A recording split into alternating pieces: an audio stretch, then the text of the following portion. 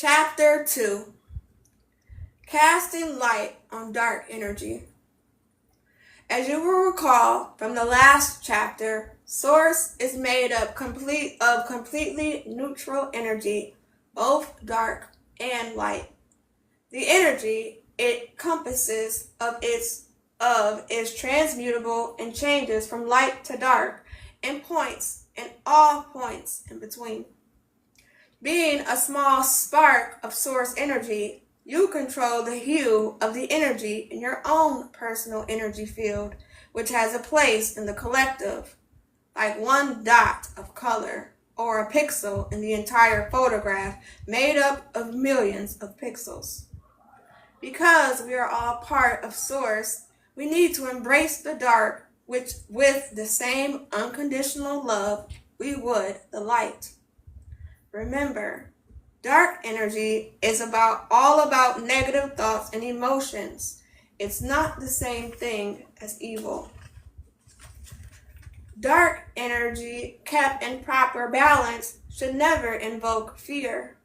In fact, as you'll read later in this chapter, properly managing dark energy can accelerate your spiritual growth.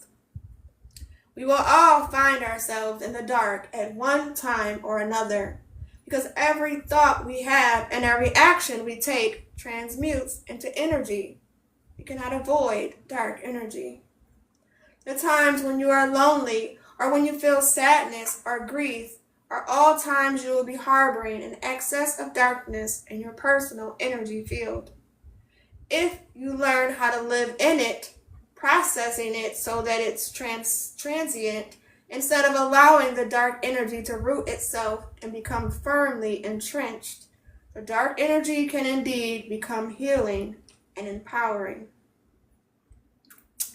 The effect of dark energy on the earth. Because dark energy comes directly from source, it is available throughout our universe and is just as easily assessed as light energy. In fact, at this time, dark energy is more accessible than light energy because the energetic scales of our planet are unbalanced in favor of dark energy. This excess of dark energy is allowing the dark to overshadow the light to the point of being destructive. Wars, crimes, natural disasters, plagues, famines, as well as general discontent will all continue to increase if the darkness is not controlled soon. Mankind is at risk of destroying itself and the earth as it continually becomes materialistic, power-hungry, and filled with ego-driven negative emotions. Most of these negative emotions boil down to one basic emotion: fear. Fear can mask itself as greed, a fear of lack, jealousy, a fear of loss, and hatred, a fear of unconditional love. Although many people don't realize it, we live in a world that actually thrives on fear. For example, the media, particularly in advertising and marketing, is filled with fear. Even the simplest cosmetics commercial touting ageless beauty is designed to instill within us a fear of our own mortality. Mankind has learned to use this fear as a tool to manipulate and mold humanity as a whole. Until we begin to step out of this place of fear and into enlightenment, the darkness will increase. The population explosion is another market of the increase in darkness. The planet's population has been steadily increasing since the 1400s, and the experts say that by 2040, the global population will reach 9 billion. This may at first be seen as a positive, the result of modern medicine that lengthens our lifespan. But that's only partially true. This population increase is also a direct result of a lack of spiritual awareness of collective souls on the planet. As we became more and more fear-based and less spiritual, We create a vicious cycle of souls who kept recycling back to earth in order to fulfill their attachment to material desires and addictions. A lack of spirituality and faith has caused many souls to refuse to leave the earth, clinging in fear to the physical world with the idea that this is where they will find contentment and happiness. Many continue to return over and over again in a misguided attempt to satisfy an insatiable craving for physical pleasure. This adds to the earth's dark energy, and most of these souls will only pick up more darkness during their incarnations. When we see a significant decline in births, it will be a result of spiritual enlightenment throughout the planet. Unfortunately, that could take hundreds of years. David's story. Some souls who die simply refuse to move on, wandering amongst us with nowhere to go. Others cross over and sit in the next level of consciousness and wait to return to earth, causing an overload of dark energy wherever they are. This creates a weight of dark energy that is basically smothering the earth. Many lightworkers are now coming forward to rescue these spirits. Some of these lightworkers call themselves paranormal investigators or even ghost hunters, but their job is the same, helping to free these souls who are stuck here, fearful of moving on, who are contributing to the dark energy of the planet. David's story is a good example of how a creative solution may be required to help free these trapped souls. David, a family friend of mine, was thrilled to find his dream house after months of searching. He immediately fell in love with a house built in 1800 with its old world charm and double-sided fireplace. An in-law suite on the third floor would be perfect for David's aging mother, Claire. The house needed work, but David got it for a good price at an estate sale and was convinced it was the deal of a lifetime. And because he was a contractor, he knew exactly how to go about restoring the house to its original magnificence. But David's wife, Julia, had some reservations. She told David that even though the house was stately and property exquisite, she felt the home had a strange feeling to it. Not long after they moved in, Claire began experiencing some health issues. She began feeling drained, and after a few months became so lethargic that she isolated herself upstairs, barely interacting with anyone. This was very unusual for Claire, who was normally very outgoing. In addition, David and Julia were trying to start a family, and with each passing month, they became more disappointed that they were not able to conceive. As Julia became increasingly discouraged by their infertility, she began experiencing anxiety attacks. With all the stress, the couple began to bicker and quarrel. All their plans of living happily ever after were fading fast. When Christmas came around, Julia wanted to host an old-fashioned Victorian Christmas gathering. I was thrilled to be invited, and we all got to string popcorn for the perfectly decorated 8-foot Christmas tree. Throughout the evening, I couldn't help but notice the shadowy spirit of a hunched-over female figure wandering the room. She looked as though she was hovering over the partygoers, trying to listen in on conversations. I even caught a glimpse of her face and discovered that she looked quite prim and proper, with her hair pulled back tightly. I smiled and acknowledged her, but when I tried to connect with her, her energy seemed very agitated. All I got in response was a voice asking me in an annoyed tone, Who are you? So I decided to ignore the spirit and to speak to David about it later. After New Year's Eve, I contacted David and let him know about the woman at the party. David invited me back to investigate, telling me that Julia had suspected all along that her presence occupied the home. Soon after I arrived, we all sat in a circle. I lit a white candle and blessed the process as we started to call in the spirit. As we began the seance, I saw the same woman from the party standing behind David's mother. I asked her name and telepathically heard her say, Emily. Emily explained that she lived in the house with her roommate Charlotte, referring to Claire. Emily appeared next to Claire and was definitely attached to her, and most of all, attached to the house. She related in no certain terms that she was an ergophobic, someone who has a fear of the outdoors, and that she hadn't ever left the house during the last 10 years of her life. When I relayed this information to David, he said that when he moved in, he found hoarded items from the previous owner, such as old magazines and newspapers that were up to 15 years old. Because it was an estate sale, David didn't get much information about the previous owner.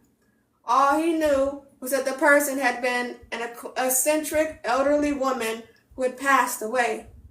Her family, who lived out of state, sold the home using a realtor service. Emily was afraid to leave the house, and when the new owners moved in, she was confused and scared. She clung to Claire and insisted that they were childhood friends. Apparently, she had mistaken David's mother for a childhood friend named Charlotte. I tried to explain to Emily that Claire was not her childhood friend and that she was free to leave the house now. Still, Emily would not hear of leaving. Just as when she was in a physical form, Emily still suffered from agoraphobia and was fiercely attached to the house. Her mental condition was not improving in the spirit world, and it was clear to all of us that she needed help. I went home that night and conversed with my guides who had a unique solution. They decided to enlist help from the spirit world to energetically recreate the beautiful home Emily loved and felt safe in.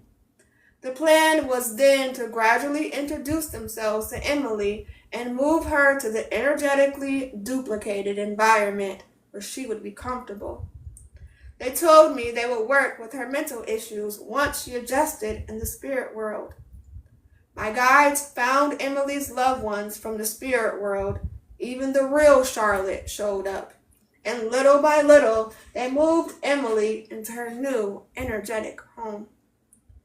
As Emily became happy, her energy was transmuted into light, and the dark energy from her unhappiness was lifted from David's family. Claire's health and energy level improved, and she soon went back to her weekly bingo games at the local senior citizens center. And 6 months after the spirit rescue, Julia became pregnant.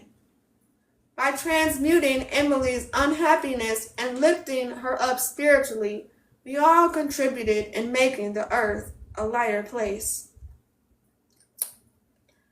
Damage control.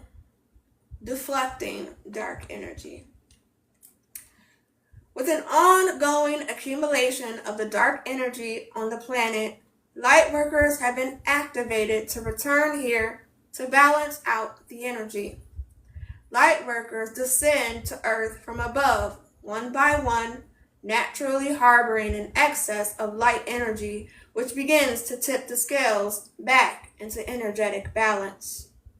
The Lightworkers' main purpose is transmuting the dark energy just by agreeing to be present here on Earth. but the Lightworker army has a natural inclination to be of service to the general population as well. Like a chain reaction, one Lightworker's energy can resonate into the universe and enlighten thousands. And when a Lightworker takes action by teaching or guiding, this action then accelerates the balancing of the Earth's energy. As a Lightworker, you must first learn to identify dark energy by the way it makes you feel cold, heavy, or weighed down before you can learn how to deflect it. You can feel these reactions physically, emotionally, and spiritually. Some systematic reactions to dark energy may include excessive fatigue, anxiety, headache, backache, stomach ache, depression, feeling alone or isolated. When you recognize what is happening, it's vitally important to try to keep your outlook as bright and positive as possible to deflect as much of the dark energy as you can before it has a chance to do more damage. Only when a Lightworker becomes stagnant and is not able to process this dark energy does it begin to overshadow his or her light and eventually overpower it. This can happen very easily if the Lightworker is not aware of the light and dark inducing emotions and how to balance energy in a world that is already unbalanced. Not an easy feat. Lightworkers who don't understand what is happening can find that this dark energy deepens, it affects their actions, addictions, antisocial behaviors, and committing acts of self-harm are common signs of an excess of dark energy. Lightworkers heavy with dark energy repeatedly get into unhealthy relationships, all in an effort to quell the feelings that these energies induce. Sadly, all this does is add more dark energy to the Lightworker's personal energy field, and as he or she spirals deeper, escape becomes more difficult, as if the Lightworker were mired in quicksand. Why Lightworkers need dark energy sometimes. At times, Lightworkers will find that, although the effects of dark energy may not feel good, limited periods of darkness can be beneficial. Dark energy has its time and place in the Lightworker's journey. Dark energy based on your emotions will force you to retreat and can indicate a period of healing. Within each and every one of us is a soft, soothing, dark space where we can be tucked in tightly and take the time to convalesce.